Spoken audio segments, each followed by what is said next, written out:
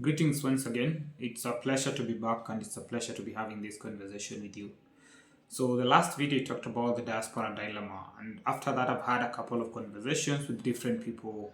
Okay, the question has been, David, why did you come back? This country is not working, things are not looking up as everything and all it is.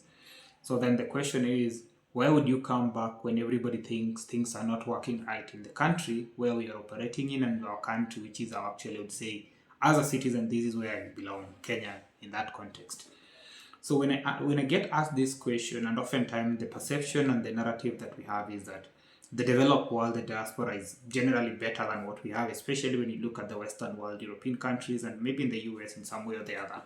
I won't refute the fact that they are better in terms of development, infrastructure, even the income potential, and all that. There's a disparity in what you can get, depending on where you are. But then when you look at it from a point of the good life, the question is, what do you define as a good life for you? I would say this is a relative subject and a relative concept, just the same way in one of my previous videos I talked about what do you define as success and what is success to you. And I would say the good life is also as relative as success is to each of us. In my context, I would say having a good life is being able to do the things that I love with the people that I enjoy working with. And most importantly, in an environment where I feel safe, I feel seen, and I feel hard for who I am. And therefore, then I'm capable of self determining what I want for myself.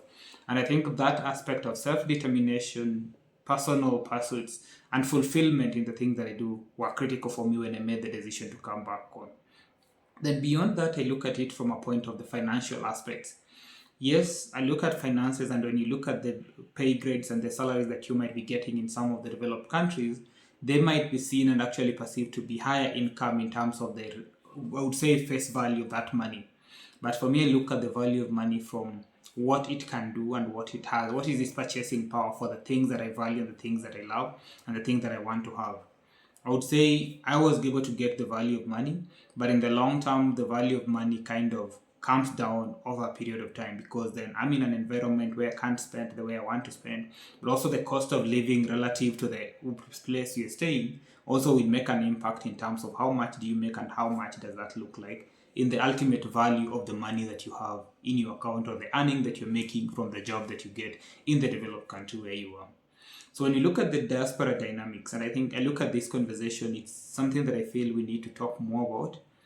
Generally, when somebody talks about going to the European countries or going to the US, the perception is that they're going for the better life and they're going to have a good life. And actually, by the very day that you leave the country and get into the flight, everybody feels like you're going to sort all their problems. Unfortunately, I would say that is not the accurate truth.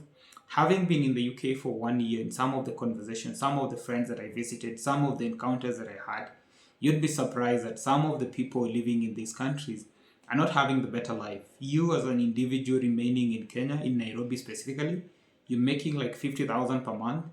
Some might actually find yourself living a better quality of life that this person is, yet they might be making almost 500,000 or whatever in nominal value when you look at what they're making in the developed country where they're staying, which is a whole conversation that people need to have. But understanding that the value of that money is dependent on where you're making the money, the cost of living in that country, and the things that you need to do to be able to live and actually just afford to exist in that ecosystem. So, from a Kenyan perspective, I would say one thing we have to acknowledge is that being abroad does not equate to success, does not equate to a better quality of life. It is relative and it is determined by the individual who is making that move on their own account. So that is a starting point for our conversation and for the things that we need to understand. Beyond that, when you move to the next level of it is, as a country, we've gotten to a level where we're making things worse for the diaspora, yet they are barely scratching the surface, barely surviving to make ends meet, and it's because of their hope for a better future. And that hope for a better future is for themselves, for the people they love, for the people they care about. And that is what pushes somebody to say, I'm going to make it in this other country because there's a perception of a better prospects in that ecosystem, which is understandable and which is justifiable. But when back home we actually burden them more and make it even more difficult for them, we are not being fair to them. And why do I talk about this? Last year, when we had some conversation within the professional circles, we had different rates in terms of membership subscriptions to the professional associations and all that for the diaspora. And at the back of my mind, my question was, what justifies these additional costs? Because from professional association, it's a matter of us networking with it, sharing our professional learnings and almost every other piece, but most importantly, fostering that welfare. We don't understand the circumstances of somebody who has left the country and might be actually not yet practicing, they're just barely surviving as students, but you're already inflating the cost of membership for that person. I would say that is not well thought out, and ultimately it's actually throwing you people out into the world and hoping that you're hurting them even more instead of supporting them in their journey. And I think such kind of things need to be relooked. And why is it even important? It's even more important at that point because it is a professional association. When you look at the national government at the country level, we have our diaspora policy and strategy that was developed and actually passed. When you look at the engagement, its approach is more of the government looking at diaspora as a way of raising money. I'm not saying it is bad for the government to raise money. I'm not saying it's bad for the diaspora to invest in our country. But is it investing from a point of surplus, or is it investing or in a way that somebody thinks you have more than enough and therefore they are entitled to it because you actually have a heritage in that country? I would say the diaspora needs to be supported more than being asked to contribute and offer more. And in this context, when I was in the UK, I remember having a couple of engagements and trying to reach out to the UK Commission, the Kenya High Commission in the UK. And my worry was there's not much of engagement with the diaspora from a point of service provision, from a point of looking at the welfare of our citizens. And this is the role of the government in that context, because when you look at the High Commission, that is the representative of the president, representation of the country in that foreign entity.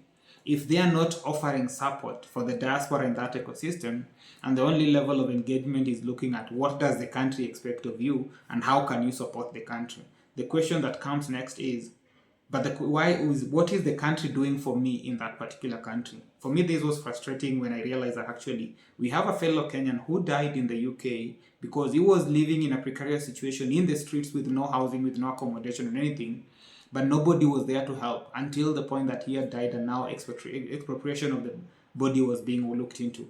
And people are now mobilizing resources. Yet we would have done better before then. Those are lost opportunities, and these are lost opportunities to make a meaningful, impactful impact in the individual lives that we're dealing with. So I would say those are things that we need to look at in terms of dealing with the diaspora. And when you talk about the good life, I would say it's relative, but at the same time, I'm not going to tell you to make a decision whether to go or not to go. But if you've decided to go, I think some of the dynamics that I've had in the last 1 year, perhaps a couple of months over time, especially in the diaspora lens, is the conversation that most of the times when we leave and we think we're going to make it, there's that, I would say, the bravado that comes with a point of having the feeling that I've made it, I'm going to make it because I'm in a better place with all the prospects. It is good, but the reality of the situation, it might or might not happen as you had hoped for it, which is important for you to understand. And if you might not make it, and even before you make the move, I would recommend a couple of steps.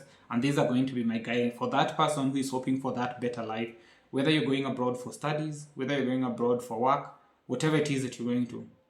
Have the hope and believe that you're going to make a better life, because that is actually what is taking you out of this country to that particular country that you're going to. Have hope, and that keep that hope alive.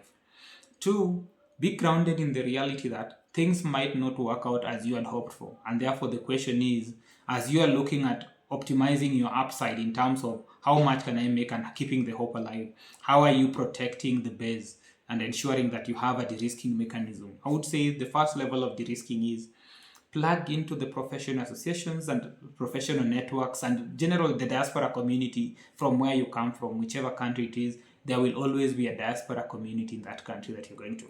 For me, I would say I'm really grateful that I had my friend Dr. Alan Langat, who was already in the UK. He brought me into the force, into the Kenyan doctors in the UK, in fraternity and all that, which gave me a home away from home, gave me a community and people that I could reach out to whenever I needed some guidance and support within that ecosystem.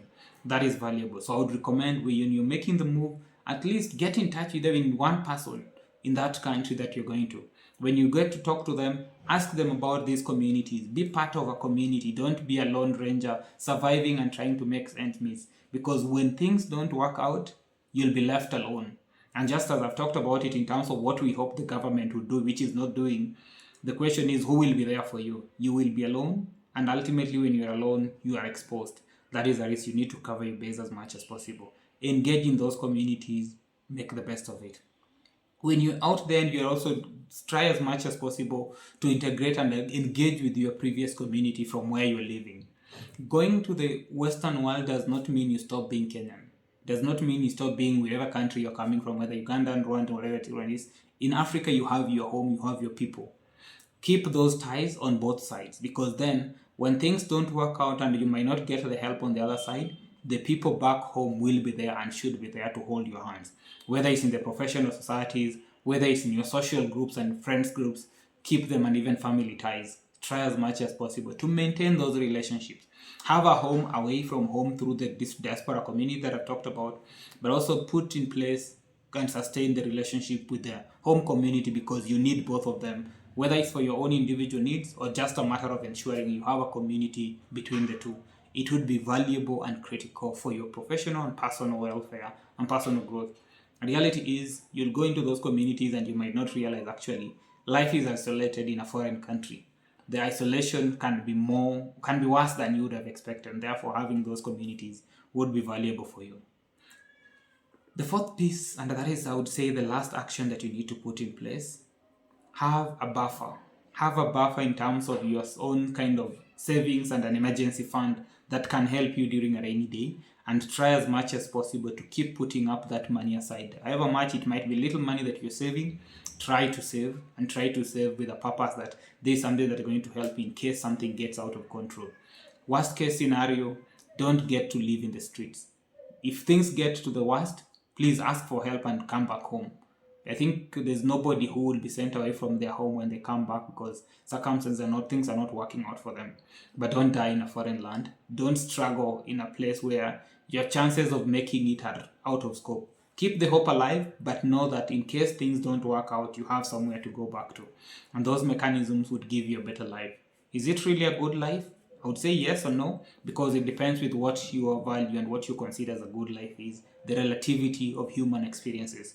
I would say make the decision, but make a calculated decision. And most importantly, optimize the upside, minimize the downside, and mitigate for that to ensure that you always have a balance mechanism. I hope you enjoy the conversation. And if you do engage with us, share with your colleagues, somebody you know who could find value out of this. And most importantly, subscribe, and let's build the community together. Thank you.